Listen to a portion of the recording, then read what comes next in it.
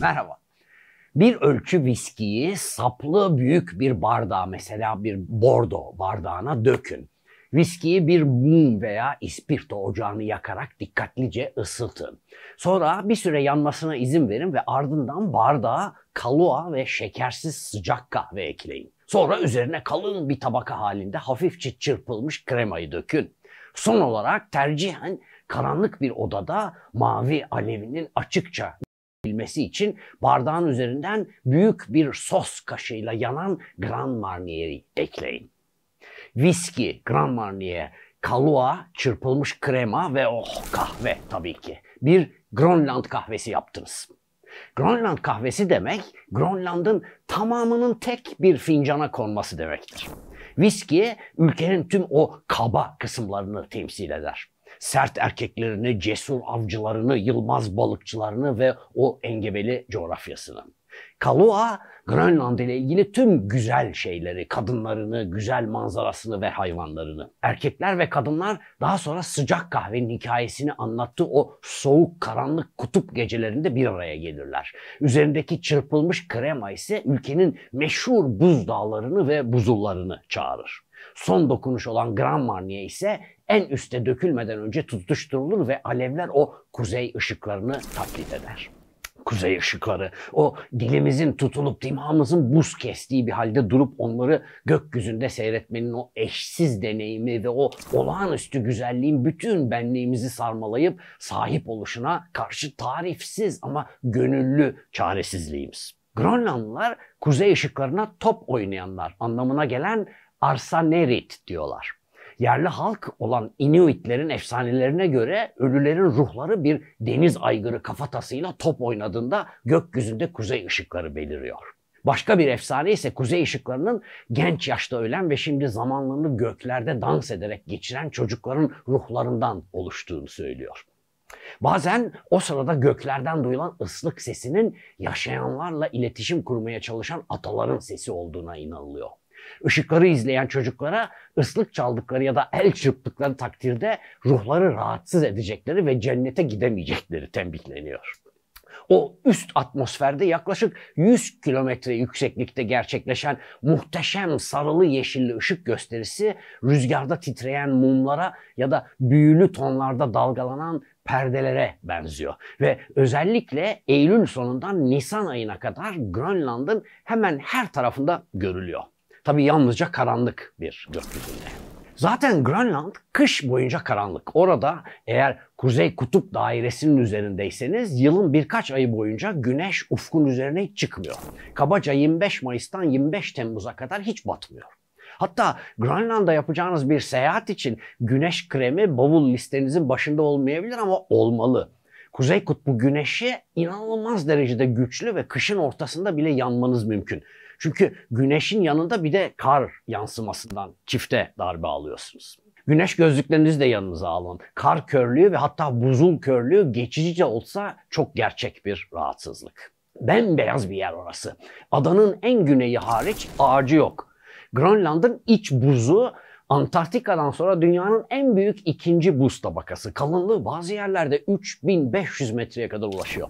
Zaten adanın %80'i buzla kaplı. Ama gelin görün ki sürgündeki Viking Kızıl Erik Grönland yani Yeşil Ülke ismini başkalarını kendisini Grönland'a kadar takip edip ve orada yeni yerleşim yerleri kurmaya teşvik etmek için bir pazarlama taktiği olarak koymuş. Evet, orada pek ağaç yok ama ada yazın yeşeriyor. Buz tabakalarından uzakta tundrada böyle cüce huş ağaçları, dağ mersini çalıları, yosunlar ve likenler ortalığı yemyeşil yapıyor.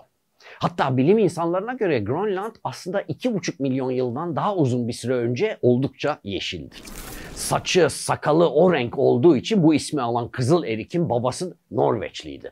Adam öldürdüğü için İzlanda'ya kaçtı. Kendisi de uslu durmadı ve çıkan bir karmaşada komşusunu öldürünce İzlanda'nın batısındaki küçük bir adaya yerleşti. Kaçarken babasının Norveç'ten getirdiği ve mistik değeri olan süslü sütunları saklaması için bir arkadaşına emanet etmişti.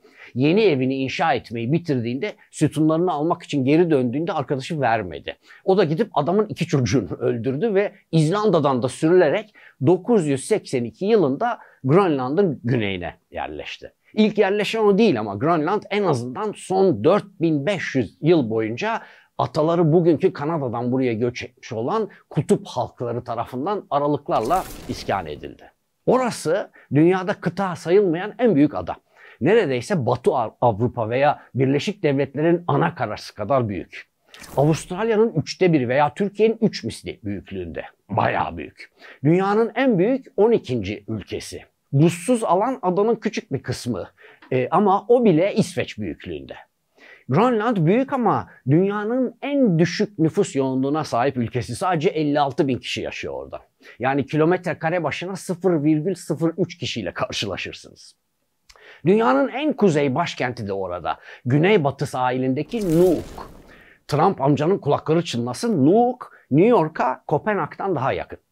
Grönland'ın sadece yaz aylarında kar altından çıkan kısımları olduğu için Grönland'ın kıyıda olmayan sadece bir tane kasabası var. Büyük fiyort anlamına gelen Kangerlussuaq. Ülkenin ana uluslararası havaalanının bulunduğu yer orası. Başkent Nuuk'ta hava yılın 300 gününde kapalı olduğundan ve engebeli arazisinden uçup inmek için pek iyi bir yer değil. Kangerlussuaq ise kıyıdan 160 kilometre içeride çok uzun bir fiyordun sonunda yer alıyor. Feci soğuk bir yer. Kış aylarında ortalama sıcaklık -20 santigrat. Grönland'da kasabaları birbirine bağlayan bir yol da yok. Engebeli arazi, kıyı şeridini şekillendiren derin fiyortlar, buz tabakası ve çok küçük nüfus nedeniyle. Adanın en uzun yolu 35 kilometre uzunluğunda. O da bir araştırma istasyonu olan Kellyville'den Kangerlussuaq'a ve Grönland buz tabakasına kadar uzanıyor. Volkswagen tarafından iç buz üzerinde inşa edilen soğuk araba test pistine erişim sağlamak için inşa edilmişti. Şimdi turizm ve bilimsel araştırmacıların buz örtüsüne kolay erişimini sağlamak için kullanılıyor. Herhalde Grönland'da arabadan çok tekne olması da şaşırtıcı olmayacaktır. 13. yüzyılda adaya Kuzey Amerika'nın Arktik bölgelerinde yaşayan Inuitler geldiler. Grönland'ın Inuitçe adı Nunaat, yani insanların ülkesi anlamına geliyor. Günümüzde Grönlandlar, Grönlandlıların ülkesi anlamına gelen Kalaallit Nunaat adını kullanıyorlar. Bugün Grönland nüfusunun %88'i Inuit ya da Danimarkalı ve Inuit karışımı. Geri kalan %12'lik kesim ise başta Danimarkalılar olmak üzere Avrupa kökenli. Grönlandlı Inuitler kendilerini Kanada ve Alaska gibi dünyanın diğer bölgelerindeki Inuitlerle güçlü bir şekilde özdeşleştirirler ve aslında dillerinde de bazı benzerlikler paylaşırlar. Grönland'ın resmi dili Batı Grönlandca, yani Kalaallisut. Grönland 2009 yılında kendi kendini yönetmeye başladığında Danca resmi dil olmaktan çıkarıldı. Bununla birlikte Grönlandlıların çoğu mükemmel Danca konuşur ve çok büyük bir yüzdesi de çok iyi İngilizce bilir. Bizdeki kayak ve iglu sözcükleri Batı Grönlandçadan geliyor. Grönland'ın sömürge tarihi 1721 yılında ülkeye misyonlar kurmak üzere gelen Norveçli rahip Hans Egede ile başladı.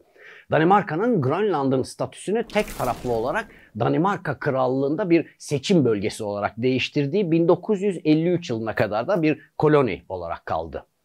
İdari statüdeki bu gelişme Grönland'da modern toplumun başlangıcı oldu ve bu aşamadan 1979'a kadar Grönlandlılar daha fazla özerklik elde etmek için mücadele ettiler. Yarı özerklik 1979'da geldi.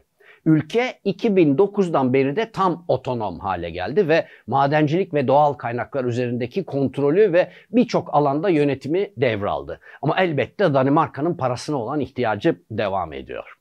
Şimdi kendi hükümet ve parlamentosuna sahip olan Grönland, kendisini Danimarka Krallığı içinde kendi kendini yöneten özerk bir ülke olarak kabul ediyor. Danimarka Kralı 10. Frederick törensel devlet başkanı ve yönetim sistemi parlamenter demokrasi. Grönland coğrafi olarak Kuzey Amerika'nın bir parçası olsa da siyasi olarak Avrupa'nın bir parçası olmaya da devam ediyor tabii. Bu arada İzlandalı avukat Gudmundur Alfredsson, Grönland'ın 1953 yılında Danimarka'ya dahil edilmesinin demokratik olmayan ve hukuka aykırı bir şekilde gerçekleştiğini öne sürse de aslında bu çok önemli değil. Çünkü Grönland zaten bağımsızlık ilan etme hakkına sahip. Üstelik çoğunluk da bağımsızlıktan yana.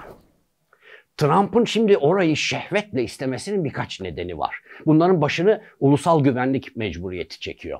Danimarka sayesinde NATO'nun bir parçası olan Grönland, Birleşik Devletler Ordusu ve balistik füze erken uyarı sistemi için stratejik öneme sahip. Zira Avrupa'dan Kuzey Amerika'ya giden en kısa yol bu Arktik adadan geçiyor. Elbette Amerikan çıkarları da Arktik bölgelerde Rusya ve Çin'in nüfuzunu artırmalarını istemiyor. Üstelik olası bir çatışmada Danimarka'nın adayı korumak için yeterli askeri ve maddi kaynakları yok. İkinci olarak Grönland'ın değerli petrol, gaz ve mineral rezervlerine sahip olduğunu ve Kuzey Kutbu nakliye yollarına yakınlığını biliyoruz. Avrupa Komisyonu tarafından kritik ham madde olarak kabul edilen 34 mineralin 25'i Grönland'da var. Bunlar arasında grafit ve lityum gibi bataryalarda kullanılan malzemelerle elektrikli araçlarda ve rüzgar türbinlerinde kullanılan nadir toprak elementleri de yer alıyor. Üçüncü ve ilk ikisi kadar önemli olan bir sebep de Birleşik Devletler'in 70 yıldır gayrimenkul portföyüne bir parça bile eklememiş olması. Trump zaten ülkenin genişlemeci genetiğinin gereği olarak topraklarını artırıp Birleşik Devletler'in Batı Yarımküre'deki etki alanını genişleterek arkasında kalıcı bir miras bırakmak istiyor. Bunu daha önce de denedi. 2019'da adayı satın almak istedi ama terslendi. Ondan önce Truman da denemişti. 1946'da masaya 100 milyon dolar değerinde altın koymuş ama o da reddedilmişti. Şimdi Trump başarabilir mi? Hangi yoldan gittiğine bağlı. Bir kere askeri güç kullanması tüm uluslararası yasa ve anlaşmalara aykırı. Şimdilik bu yolu seçeceği mümkün gözükmüyor ama Birleşik Devletler'in tarih boyunca hep top tüfeğe aşık olduğunu da unutmuyoruz tabii. En olası senaryo Birleşik Devletler'in Grönland ile hali hazırda 3 Pasifik ada ülkesi olan Marshall Adaları, Mikronezya ve Palau'da yaptığı gibi bir serbest ortaklık anlaşması imzalaması. Böylelikle askeri haklar karşılığında Danimarka sübvansiyonlarını Birleşik Devletler'in ekonomik desteğiyle ve korumasıyla değiştirecek bir serbest birlik kurulabilir. Ne var ki bu imza için Grönland halkının önce Danimarka'dan bağımsızlığını alması gerekiyor. Grönlandlı siyasetçiler 2019'dan bu yana defalarca Birleşik Devletler ile işbirliği ve ticareti güçlendirmek istediklerini dile getirdiler. Bir de Grönland ve Danimarka arasındaki ilişkiler o sömürge yönetimi altında Grönlandlara yönelik tarihi haksızlıkların ortaya çıkmasının ardından biraz da gerilmiş durumda. Halkın çoğunluğu bağımsızlık istiyor ama zamanlama ve yaşam standartları üzerindeki potansiyel etki konusunda biraz bölünmüş durumdalar. Bu da bizi yeşil doların gücüne getiriyor.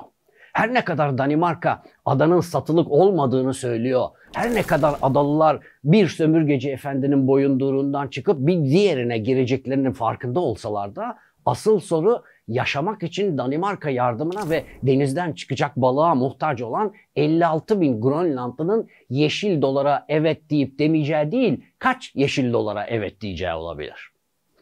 Ne de olsa bu fani dünyada her şeyin satılık olabileceğini gördük. Yeter ki fiyat doğru olsun.